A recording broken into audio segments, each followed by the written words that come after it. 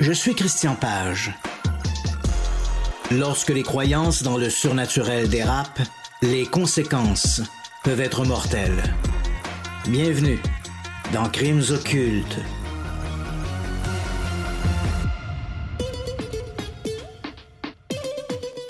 Nous sommes le 14 avril 1993. Garifalia Gurgia remonte l'avenue Vassiléos Georgiou à Athènes. C'est une magnifique soirée de printemps. Elle jette un coup d'œil à sa montre. Il est près de 22h15. Elle se dit qu'elle a amplement le temps. L'arrêt de bus est au bout de la rue et le prochain passage n'est qu'à 22h30. Lorsque Garifalia arrive à l'intersection, place Syntagma, l'endroit est désert. La jeune femme s'assoit dans l'abribus et allume une cigarette. Elle a à peine le temps de tirer une bouffée qu'une petite voiture blanche s'immobilise contre le trottoir. Deux jeunes hommes en sortent. Ils sont bien vêtus et de belle apparence. Exhibant une plaque d'identité, ils se présentent comme des policiers chargés d'enquêter sur des trafics de narcotiques. En plaisantant, la jeune femme montre sa cigarette en jurant qu'il ne s'agit que de tabac. Les deux hommes restent de marbre. Lorsque Garifalia leur explique qu'elle vient de terminer son quart de travail comme femme de chambre à l'hôtel Grande-Bretagne, les policiers se montrent plus suspicieux. Cet établissement luxueux se trouve juste en face du parc du Soldat Inconnu, du Parlement et des jardins publics. Des lieux chauds, explique-t-il. Garifalia jure qu'elle n'en savait rien. Les policiers ne la croient pas. Ils la soupçonnent de s'être rendue au parc pour y acheter des stupéfiants. Ils veulent voir le contenu de son sac à main et effectuer quelques vérifications avec ses employeurs. Évidemment, comme ils ne peuvent pas le faire sur place, elle devra les accompagner au quartier général. La jeune femme proteste. Toute cette histoire est ridicule. En maugréant, elle se lève et grimpe dans la voiture. Alors qu'il roule en direction de l'Acropole, elle est prise d'un sentiment désagréable. Le commissariat n'est-il pas dans la direction opposée, demande-t-elle? Et elle a raison. La route que suivent ces policiers mène non pas au quartier général de la police, mais aux usines désaffectées de Koropi, en banlieue sud d'Athènes. L'antichambre de l'enfer. Le 28 août 1992, vers 2 heures du matin, les pompiers de Koropi sont appelés à combattre un incendie dans la forêt des Mythos, sur le mont Hymette. Ce qui n'était au départ qu'un feu de broussailles prend des proportions inattendues. Le temps que les flammes soient maîtrisées, près d'un acre de la forêt s'est évanoui en fumée. Alors que les sapeurs arpentent les terres brûlées, ils découvrent un corps carbonisé.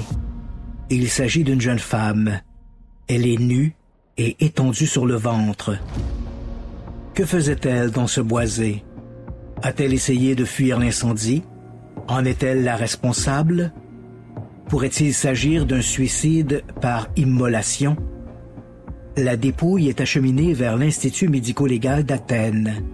Il s'agit d'une très jeune femme, possiblement d'une adolescente. Elle a d'importantes contusions à la tête, faites avec un objet contondant, par exemple une grosse branche. Des morceaux de bois et d'écorce sont présents dans les plaies du cuir chevelu. Ce ne sont toutefois pas ses coups qui l'ont tuée. En inspectant ses poumons, le légiste ne trouve pas de traces de fumée ou de suie, mais de l'eau. La femme présente aussi des marques de strangulation et d'abrasion au poignet, peut-être des marques de menottes. Il s'agit à l'évidence d'un meurtre. Tout indique que la victime a été séquestrée avant d'être battue, étranglée et noyée. Des lacérations vaginales et anales prouvent aussi qu'il y a eu agression sexuelle, possiblement post-mortem. Le ou les assassins ont ensuite aspergé la malheureuse d'essence avant d'y mettre le feu.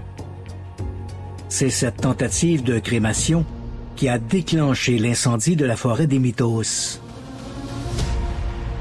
La brigade criminelle d'Athènes, qui prend l'affaire en main, identifie bientôt la victime. Il s'agit de Dora Siropoulou, une adolescente de 14 ans.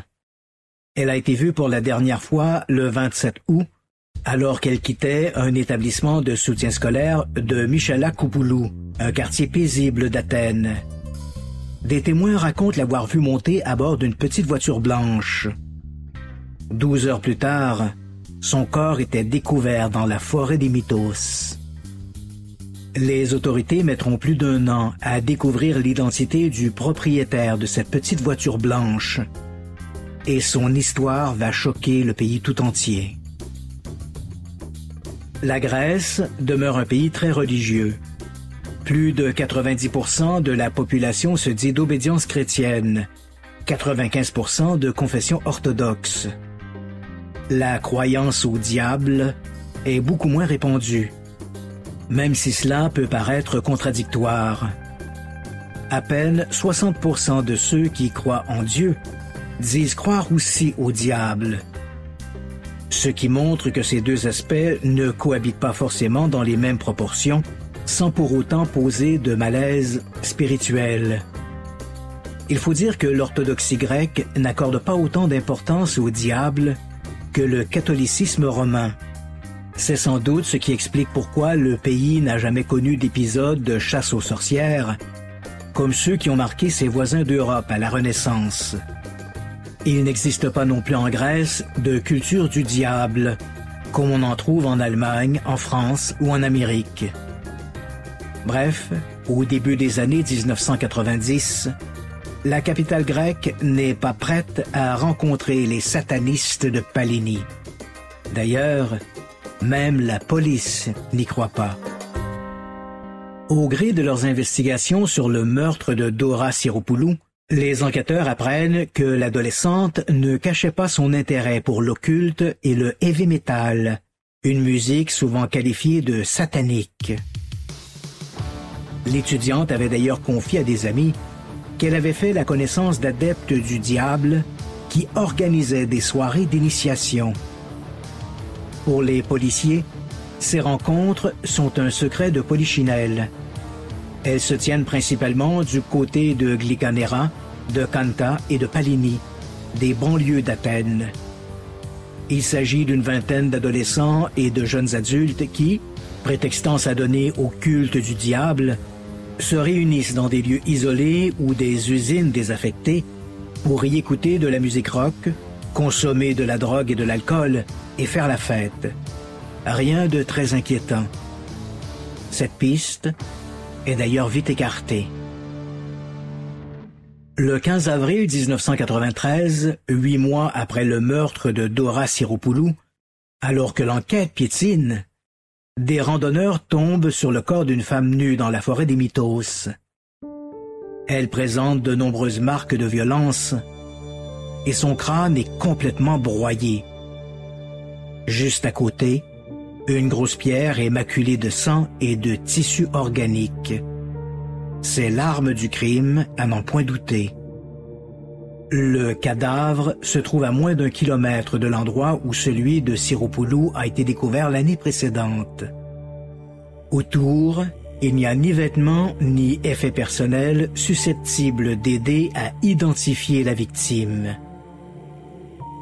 En consultant les avis de disparition, on établit finalement que la femme est Garifalia Giurga, une employée de l'Hôtel Grande-Bretagne à 2 pas du Jardin national d'Athènes et du Parlement.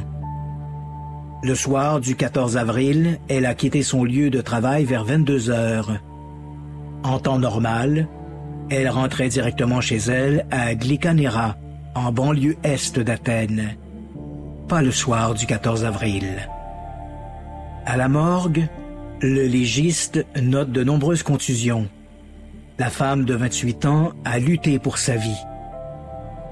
Elle présente des abrasions au poignet, ce qui suggère qu'elle a été séquestrée et menottée. Elle a aussi été violée et sodomisée. La cause du décès est un grave traumatisme crânien. Les expertises médico-légales prouvent, comme le croyaient les premiers enquêteurs arrivés sur la scène de crime, que le sang et les tissus observés sur la grosse pierre trouvée près du corps sont bien ceux de Garifalia. Pour la police, les meurtres de Siropoulou et de Gheorgha, dont les cadavres ont été retrouvés à moins d'1 kilomètre l'un de l'autre, n'est pas une coïncidence.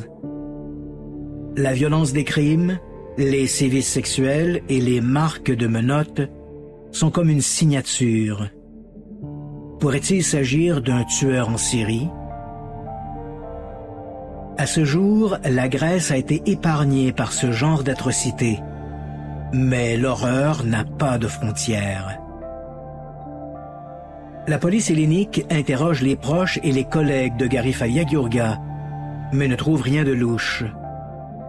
On ne lui connaissait aucun ennemi et rien dans ses mœurs ne pouvait la mettre en danger. Elle a mis fin depuis peu à une relation houleuse avec son mari, mais l'ex-conjoint est vite écarté de la liste des suspects.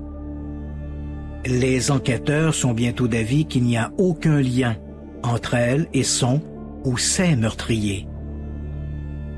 Garifalia Gheorgha a été apparemment une victime d'opportunité. Elle s'est trouvée au mauvais endroit, au mauvais moment.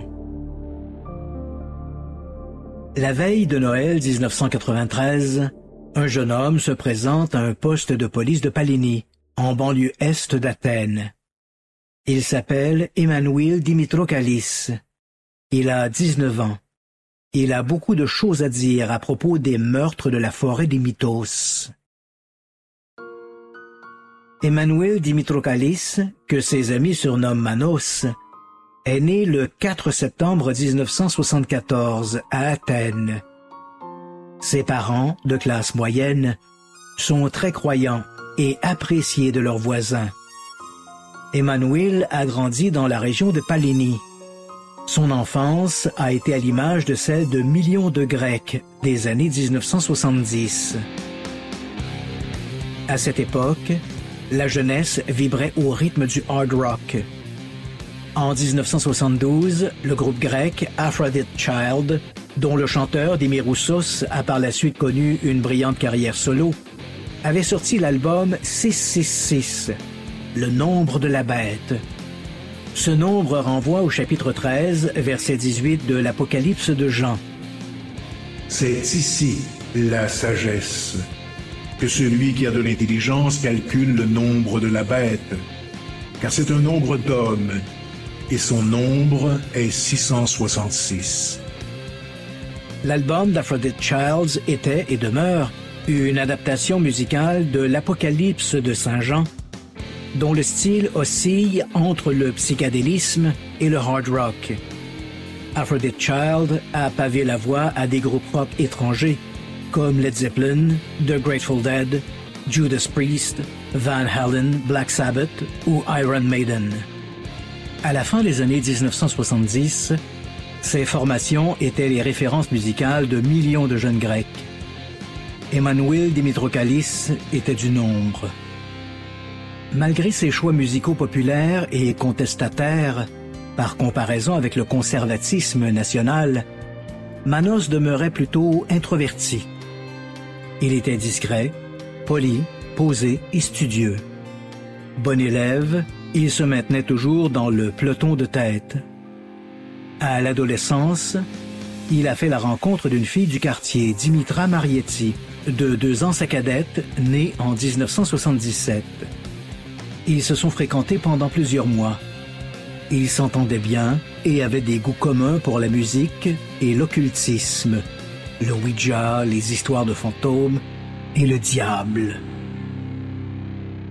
C'est par Dimitra que Manos a fait la rencontre d'Asimakis Katsoulas dans un bar de Palini. Dimitra, qui n'avait que 15 ans à ce moment-là, connaissait Asimakis alors âgé de 19 ans depuis son enfance. Tous deux habitaient la même rue. Au fil des ans, le garçon avait acquis une réputation inquiétante. Comme Marietti et Dimitrokalis, Katsoulas, Makis pour les intimes, était né lui aussi dans la banlieue d'Athènes, à Kenza, le 27 mai 1972. À l'adolescence, il avait commencé à s'intéresser à l'occulte et à la musique heavy metal. Il était particulièrement réceptif aux paroles de certaines chansons. Katsoulas ne se contentait pas d'écouter de la musique et d'acheter des albums de ses idoles. Il adaptait son style vestimentaire en conséquence, s'habillant généralement de noir et portant des chandails à l'effigie du diable ou de la symbolique satanique. À la musique s'était ajoutée la littérature. L'adolescent s'était procuré des ouvrages sur la magie, comme le controversé Necronomicon ou le Sceau de Salomon. Cette idée d'incantation des démons était devenue obsessionnelle. Par ses choix, Katsoulas s'était aliéné ses proches. Il se percevait comme l'élu du diable. À 17 ans, il avait fait l'objet d'une évaluation par un psychologue du lycée.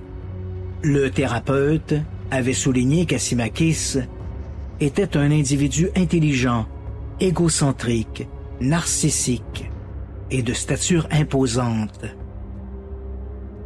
En 1990, le jeune homme avait commencé à fréquenter des bandes de jeunes du côté de Palini, de Kouroupi et d'Agia Paraskevi. Il recrutait ses ouailles pour former un couvent satanique. Il était toujours en recrutement lorsqu'il avait croisé Dimitra Marietti dans un bar de Palini. L'adolescente lui avait présenté son amoureux du moment, Emmanuel Dimitrokalis. Katsoulas, Marietti et Dimitrokalis sont devenus des inséparables. Manos a été envoûté par Katsoulas. Et lorsque Katsoulas lui a dit qu'il devait prendre ses distances par rapport à Dimitra, il a acquiescé, laissant le champ libre à Katsoulas, secrètement épris de la jeune femme. Bien sûr, Manos a été choqué de voir son amoureuse tomber dans les bras de son mentor, mais il est vite revenu à la raison. Au fil du temps, Katsoulas, Dimitrokalis et Marietti ont formé un trio, tant dans leur vie que dans leur lit. Pendant quelques mois, le trio a traîné dans les bars d'Athènes, puis Katsoulas a convaincu ses amis de rejoindre sa confrérie diabolique. Dimitra Marietti a été la première à le faire. Un soir d'hiver 1991, Katsoulas l'a conduit dans des bâtiments désaffectés du côté de Palini. Une demi-douzaine de jeunes étaient réunis. Dans une salle préparée à cette fin, avait été étendue sur le sol une toile, sur laquelle était peint un pentacle. À chacune de ses pointes, 5 bougies noires avaient été allumées. Dimitra s'est déshabillé et agenouillé au centre du pentagramme. Makis s'agissait comme officiant, tandis que les autres participants se tenaient en cercle autour du pentacle. Dans une main, Katsoulas tenait une courte épée et dans l'autre, un exemplaire du Necronomicon. Il a commencé à lire des passages à haute voix, des incantations que reprenait en chœur la secte, essentiellement composée de jeunes âgés de 15 à 20 ans. À chacune des phrases, Makis touchait de son épée Dimitra sur une épaule, tantôt la gauche, tantôt la droite. Au final, il l'a touchée à la tête, en lui disant qu'elle était maintenant initiée. Il l'a invitée à se rhabiller et l'a embrassée pour sceller le rituel. Le tour de Dimitrokalis est venu quelques jours plus tard. Initialement, Makis lui avait demandé de sacrifier sa sœur aînée, âgée de 23 ans, ce à quoi Manos avait répondu qu'il préférait qu'il le prenne lui, plutôt que sa frangine. Devant ce refus, Katsoulas lui avait proposé de sacrifier un chien. Le soir venu, Katsoulas, Marietti nouvellement initié, et Dimitrokalis se sont rendus dans une usine désaffectée près de la forêt des Mythos, à 5 km de Kouroupi. Le trio a été rejoint par 2 autres adeptes. Vassilis et Akis. À la demande de Dimitrokalis, Vassilis avait amené un chiot. Pour se joindre à la secte, Manos devait prouver qu'il avait du cran. Sans hésiter, il a mis le chien patte attachée sur la table. Il a ensuite tiré une hache de son sac à dos et lui a tranché la tête. Du même sac, il a sorti un gobelet en verre avec lequel il a récupéré le sang qui s'écoulait de la plaie. Il l'a porté à sa bouche et l'a bu. Emmanuel Dimitrokalis était à présent membre à part entière des satanistes de Palini.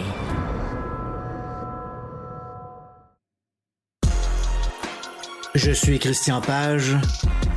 Bienvenue dans Crimes occultes. Dans les mois qui ont suivi l'initiation de Marietti et de Dimitrokalis, la secte, qui comptait une vingtaine d'adeptes, s'est livrée à des fêtes qui n'avaient rien à voir avec la vision édulcorée qu'en avaient les autorités. Il s'agissait de soirées de débauche où de nombreuses jeunes femmes étaient soumises aux perversions sexuelles des leaders.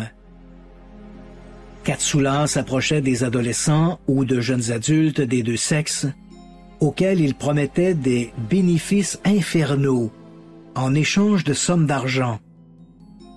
Il avait une telle assurance et une telle éloquence qu'il arrivait à convaincre ses paumés qu'il jouissait de facultés paranormales. Pour obtenir leur dû, les candidats devaient passer par une initiation occulte. Les rituels incluaient des actes de vampirisme, boire du sang et des abus sexuels. L'une des adeptes, Katerina Rigaki, racontera plus tard. Avec une seringue, Katsula a pris du sang d'une de mes mains pour que Satan le boive et soit initié. Il a mis le sang dans un verre et s'est éloigné un peu pour appeler Satan à se manifester. Puis, il y a eu une forte détonation. J'ignore d'où venait ce bruit. Il a bu mon sang. À ce signal, en gardant la tête baissée, j'ai demandé au Léviathan de descendre en enfer. Puis, Makis, c'est-à-dire Katsulas, avec une voix changée, se faisant passer pour un démon, m'a demandé « Acceptes-tu d'être torturé et baisé par un ancien bourreau ?» J'ai répondu « Oui, j'accepte. » À ce moment-là, il m'a demandé de garder la tête baissée, de dire le Notre Père et de faire ce que me dirait le démon qui entrerait dans la pièce. Katsulas, d'une voix changée, m'a dit « Je m'appelle Nova. Déshabille-toi. » Je me suis immédiatement dévêtu. Il m'a bandé les yeux avec un mouchoir, m'a obligé à me pencher sur un canapé, m'a frappé 10 fois avec une tige en caoutchouc, m'a griffé avec un objet pointu derrière les fesses. Il y avait une marque, et le sang a commencé à couler le long de mes jambes. Il m'a déclaré que cet événement devrait se reproduire 9 fois au total et que je pourrais alors descendre aux enfers. Bientôt, ces séances de torture sont devenues routinières. Asimakis Katsoulas avait besoin d'un nouveau défi. À la mi-août 1992, il est devenu irritable et agressif avec ses amis. Lorsque Marietti lui a demandé ce qui n'allait pas, il a répondu qu'il était harcelé par Satan, qui lui demandait un sacrifice humain. Le diable avait d'ailleurs proposé une candidate, Dora Siropoulou. Depuis quelques semaines, cette adolescente de 14 ans fréquentait des membres du culte. Elle ne cachait pas son intérêt pour la sorcellerie et avait clairement exprimé son souhait de rejoindre les rangs de la secte. Le 27 août 1992, Katsoulas, Marietti et Dimitrokalis sont donc allés rejoindre Siropoulou à la sortie de ses cours à Michalakoupoulou. Ils l'ont invité à monter avec eux pour aller faire la fête. Ils ont passé de longues heures à se balader du côté du mont Lycabet, un important site touristique du centre d'Athènes. Ils ont discuté de satanisme et de magie, Katsoulas insistant sur les avantages d'être membre à part entière de sa communauté. Évidemment, les aspects occultes abordés étaient légers, constituant une version plus proche des aventures d'Harry Potter que du bébé de Rosemary. Lorsque le jeune homme a demandé à l'adolescente si elle était prête à se joindre au culte, Dora a accepté sans réserve.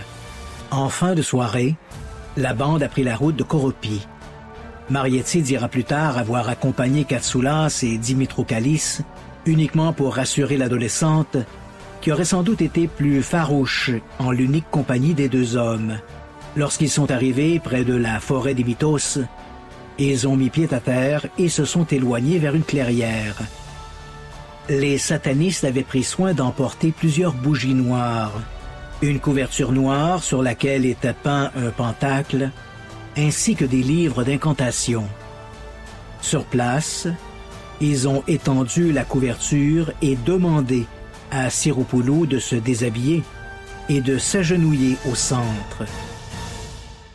Katsoulas lui a demandé d'étendre les bras en croix et de tenir dans chacune de ses mains une bougie allumée. À ce moment-là, Marietti est retournée à la voiture, laissant l'adolescente seule avec les deux hommes. Après quelques incantations, Makis a expliqué à Dora que, pour que le rituel soit efficace, elle devait perdre conscience. Katsoulas lui a demandé de placer ses bras derrière son dos tout en demeurant à genoux au centre du pentagramme. L'adolescente s'est exécutée. Dimitrokalis lui a passé des menottes au poignet. C'est alors que Makis s'est approché avec une grosse branche, une massue improvisée, qu'il a abattue sur la tête de Dora. L'adolescente s'est écroulée, mais n'a pas perdu conscience.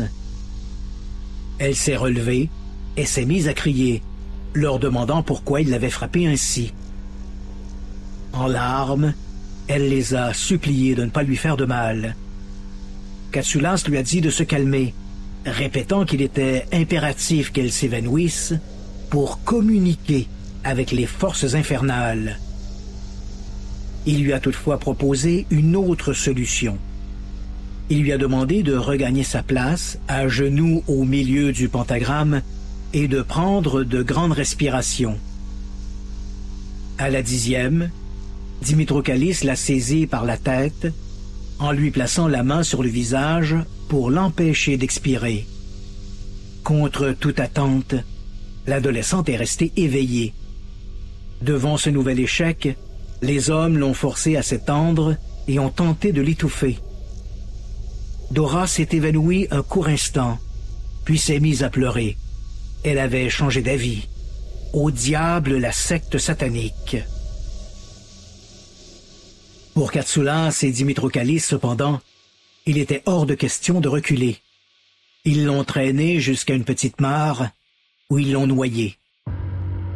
Ils ont ramené leur victime sur la couverture, puis l'ont violée et sodomisée à tour de rôle.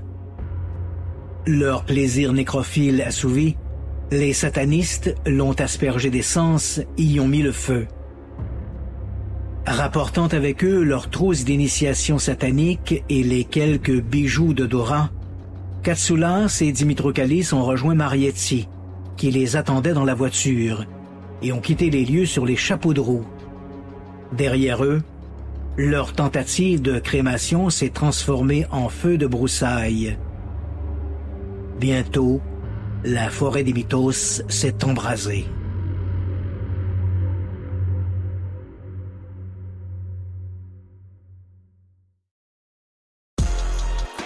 Je suis Christian Page. Bienvenue dans Crimes occultes. Après la mort de Dora Siroupoulou, les satanistes de Paligny ont repris leur rituel, sans toutefois reparler de sacrifices humains. Du moins pour un temps. Au début du mois d'avril 1993, 8 mois après le meurtre de Dora Siropoulou, Katsoulas a commencé à évoquer une offrande au diable. On était alors à quelques jours de la Semaine Sainte et, au dire du jeune homme, un sacrifice humain durant cette période serait un atout majeur pour l'obtention de faveur des forces infernales. Le 14 avril, le mercredi saint, Katsoulas a informé ses complices qu'il avait l'intention d'assassiner une autre femme. Marietti s'est désistée et est rentrée chez elle. Katsoulas et Dimitrokalis se sont aussitôt mis en chasse. Cette fois, ils n'avaient aucune candidate précise en tête. Leur seul critère était qu'elle devait être jeune et jolie.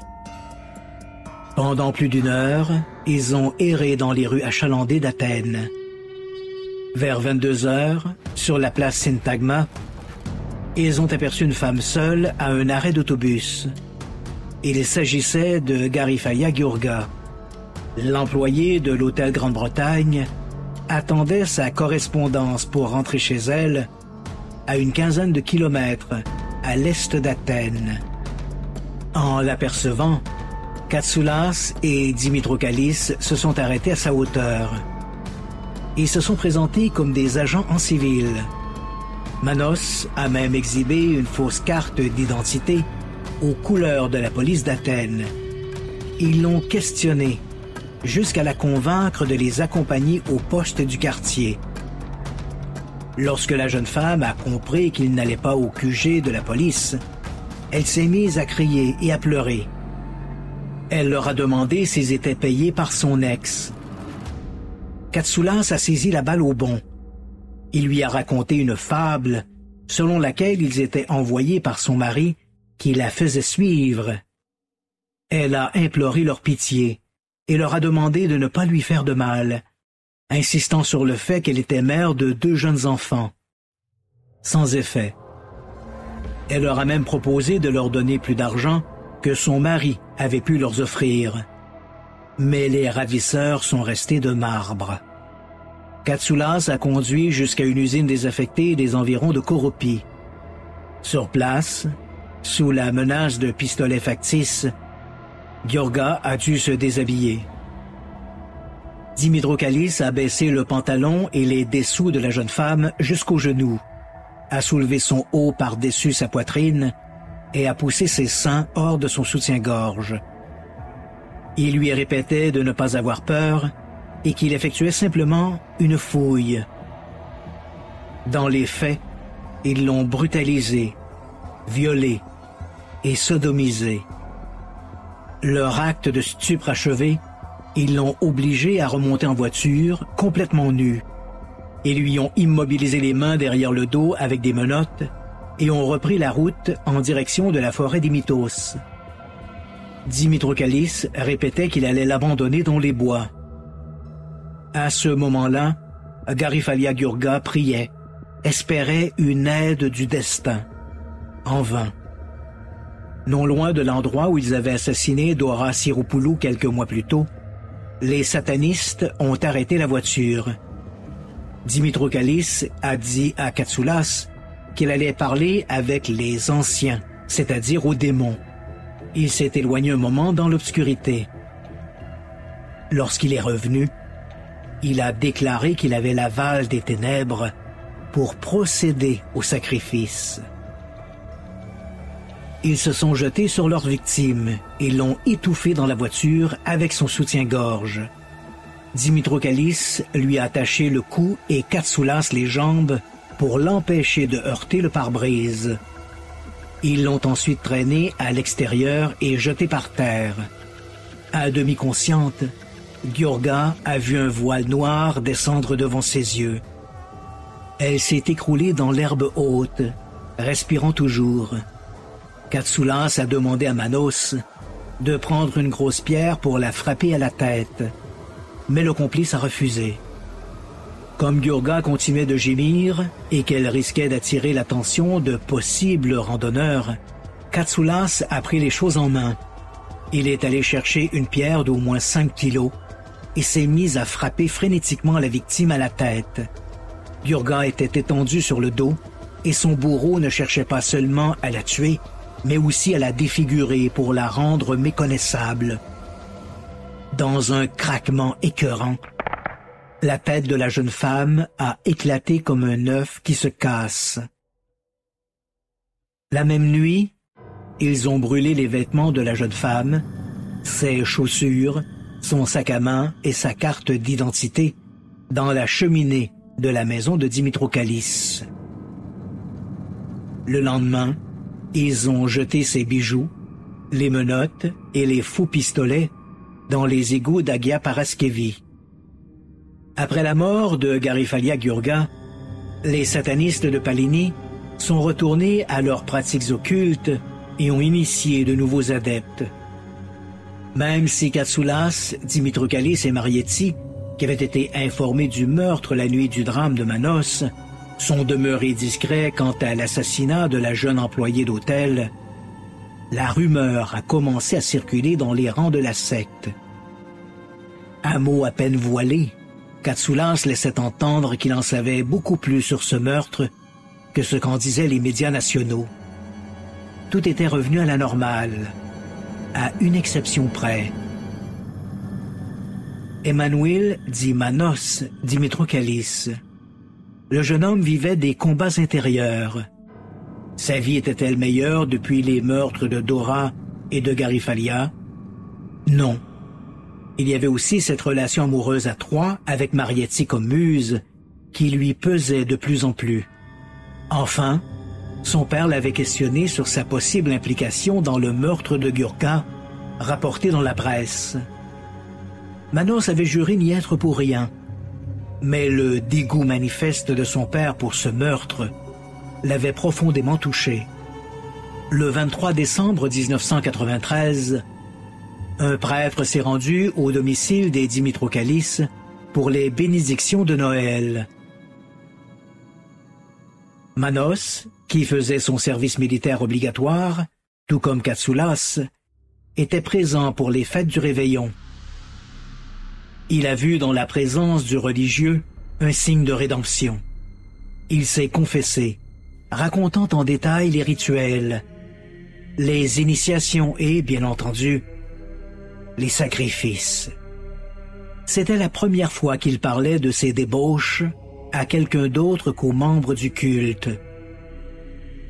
Troublé par la miséricorde divine manifestée par son confesseur, Manos a compris qu'il était temps de faire un choix entre la lumière, d'aucuns diraient la justice, et les ténèbres. Le 24 décembre, il s'est rendu dans un poste de quartier.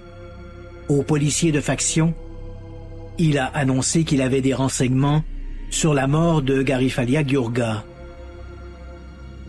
Lorsque Dimitroukalis se tait à l'issue de longues confidences, les agents sont bouleversés.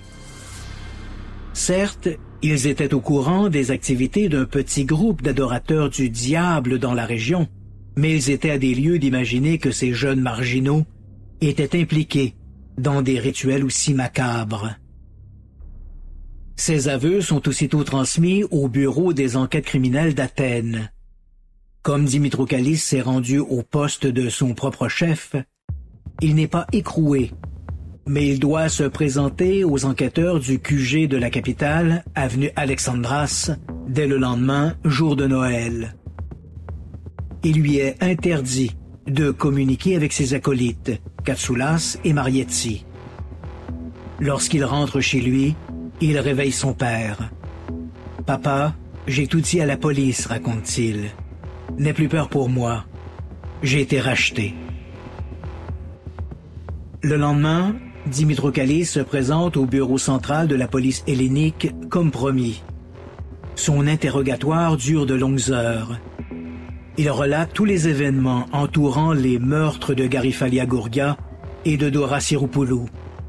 Il détaille aussi les rituels de la secte, des initiations aux orgies. Sur la foi de ces renseignements, les enquêteurs donnent une nouvelle orientation à leurs investigations. En épluchant leurs notes, ils découvrent que les noms de Katsoulas, de Dimitroukalis et de Marietti sont revenus à quelques reprises au cours de l'enquête, mais aucun des témoins, principalement des proches de Dora Sirupulu, n'a fourni suffisamment d'informations pour faire du trio des suspects vraisemblables. Encore une fois, Dimitrogalis est relaxé sur promesse de ne pas communiquer avec ses complices. Dans les jours qui suivent, les policiers vérifient les nouvelles pistes, se documentant sur Dimitra Marietti et Asimakis Katsoulas. Le 30 décembre, les enquêteurs découvrent une crypte souterraine dans la région de Palini, probablement un des lieux de réunion des satanistes. Parmi les objets sur place, il y a des figurines de cire représentant des personnes et sur lesquelles ont été épinglées des photographies et des images découpées dans des journaux et des magazines. À côté d'une photo de mariage d'un couple non identifié, un cliché où la tête de la mariée a été retirée, il y a une note au crayon qui dit « Ne profite pas de ton bonheur ». On retrouve aussi une effigie de cire à l'image de Panagiostis Giannakis, un joueur du Paniónios Bísí, une équipe de basket-ball de Nea Smyrni, une banlieue d'Athènes. Le lendemain, Asimakis Katsoulas, Dimitra Marietti, Emmanuel Dimitrogalis et 5 adeptes de la secte, 4 femmes et un homme, Katerina Rigaki, Maria Rigaki, Varvara Angelopoulou, Charalambros Zavras et Angeliki Anagnostou, sont arrêtés et accusés d'avoir joué un rôle dans le meurtre des 2 femmes de la forêt des Mythos. Les 3 premiers sont suspectés d'avoir participé directement au crime et les autres d'avoir livré de faux témoignages et d'avoir entravé l'enquête policière. Katsoulas, Marietti et Dimitrogalis sont aussitôt écroués alors que leurs co-accusés bénéficient d'une relaxe sur promesse de comparaître. Informés des aveux de Dimitrogalis, Katsoulas et Marietti admettent à leur tour leur implication. Traduits devant le coroner, ils plaident coupables.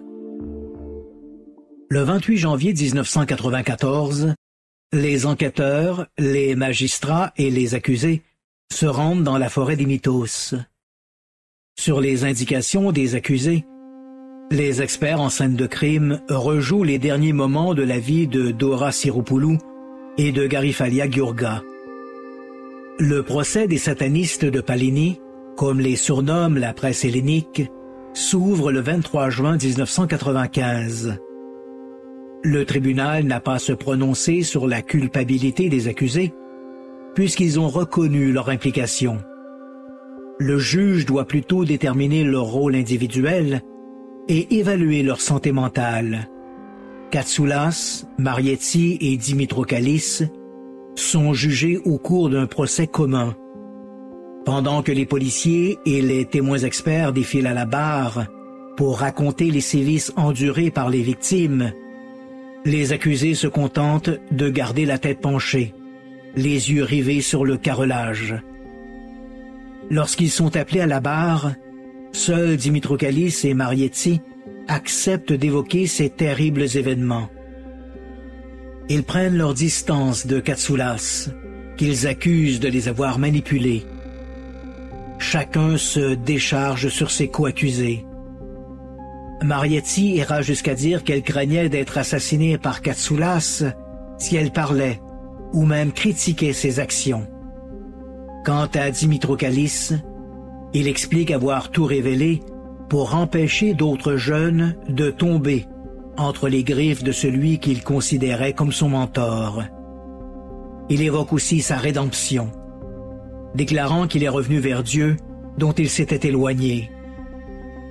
Ses propos n'ébranlent pas Katsoulas qui reste insensible.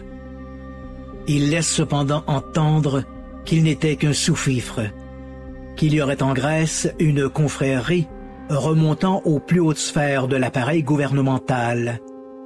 Cette perspective d'une mouvance satanique dans le pays fascine les médias. Le 1er juillet, les accusés sont reconnus coupables. Asimakis Katsoulas est condamné à 2 peines de réclusion à perpétuité pour les meurtres de la forêt des Mythos. Sans circonstances atténuantes, et à une peine de 20 ans et 1 mois pour incendie criminel d'une forêt, détention illégale, violation de principes, diffamation de religion, enlèvement d'une mineure, complot et viol collectif. Pour les mêmes charges, Dimitrokalis écope de 2 peines de réclusion à perpétuité, sans circonstances atténuantes, et d'une peine de 15 ans et 1 mois pour les accusations secondaires. Dimitra Marietti se voit imposer une peine de 18 ans et 4 mois, avec circonstances atténuantes, elle était mineure au moment des faits, pour complicité dans les meurtres de Siroupoulou et de Gurga et enlèvement d'une mineure. Quant aux 5 autres accusés, 3 écopent de peine de prison légère, Katerina Rigaki, Maria Rigaki et Varvara Angelopoulou, et 2 sont acquittés, Charalambros Zavras et Angeliki Anagnoustou. Derrière les barreaux, Marietti et Dimitrokalis se révèlent des prisonniers modèles. En novembre 2001, Marietti est libérée après 8 années d'incarcération au pénitencier pour femmes de Kyridalos. En 2005, elle épouse un entrepreneur en construction avec lequel elle a 2 enfants. Elle travaille occasionnellement comme coiffeuse. En juin 2015, elle déposera une injonction contre son ex-mari afin d'obtenir une pension alimentaire pour ses enfants. En mars 2013, Manos Dimitrokalis recouvre sa liberté. Il travaille depuis peu comme programmeur dans une entreprise privée à Athènes. Il a fait des études conséquentes alors qu'il était derrière les barreaux. Pour Asimakis Katsoulas, les choses sont plus ambiguës. Si la direction pénitentiaire n'a rien à lui reprocher, il en va autrement des services de police.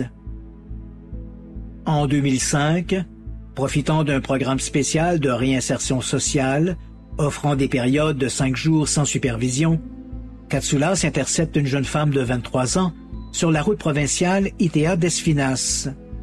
Se faisant passer pour un policier en civil, subterfuge utilisé lors du meurtre de Garifalia Gouria, il lui demande ses papiers. La conductrice, confuse, lui répond qu'elle n'a pas de permis valide, étant originaire d'Albanie. D'un ton sévère, Katsoulas lui ordonne de monter dans sa voiture, celle de sa mère en réalité, pour se rendre au ministère, où il pourra vérifier ses antécédents. La jeune femme s'exécute, mais lorsqu'elle comprend que l'homme n'est pas un policier, elle s'évanouit de peur. Déstabilisé par la situation, Katsoulas roule jusqu'à Itea, où il l'abandonne. La femme se rend au poste de police et reconnaît Asimakis Katsoulas comme son ravisseur. L'assassin est vite retrouvé et ramené au pénitencier de Malandrino. Il est accusé d'usurpation d'identité et de séquestration.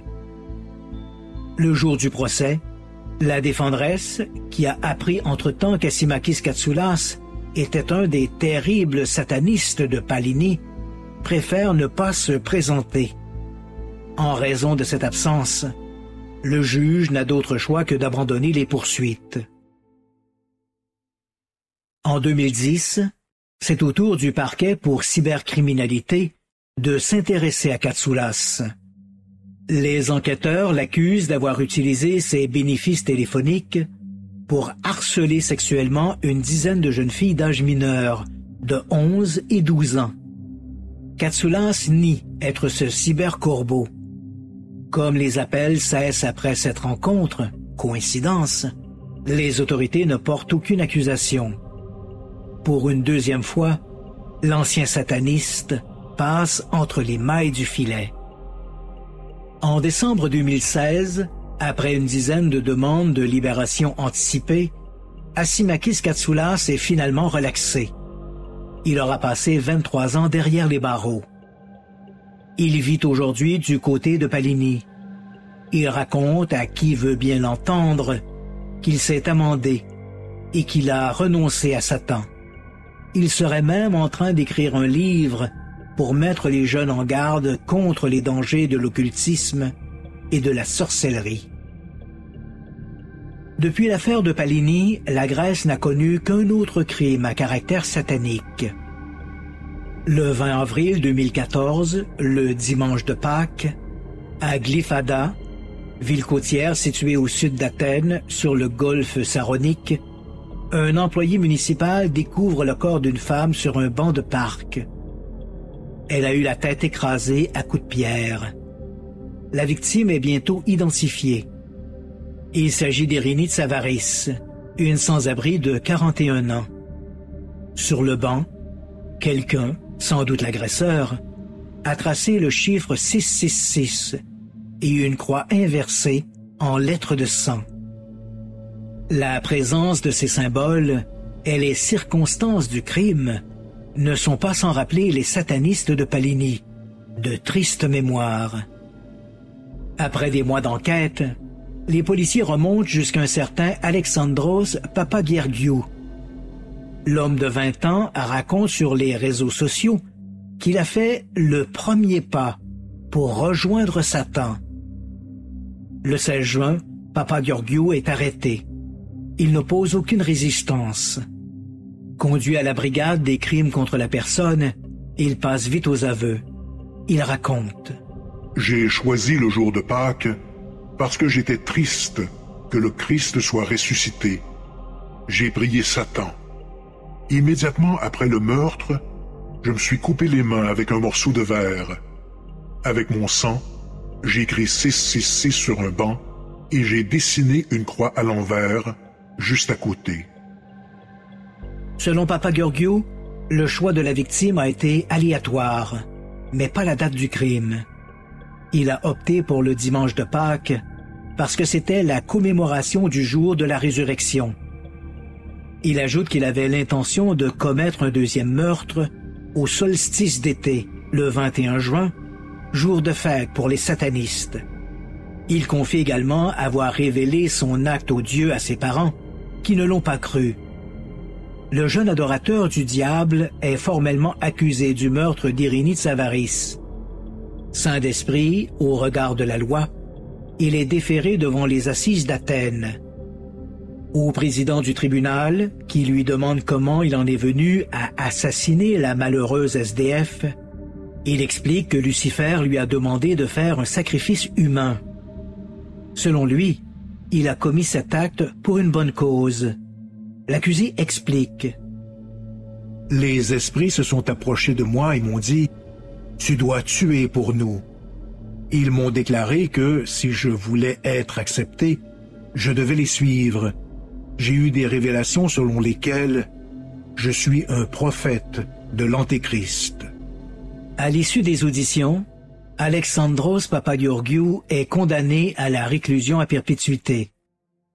Immédiatement après le prononcé de la sentence, le prophète est transféré à l'hôpital psychiatrique à sécurité maximale de Karidalos.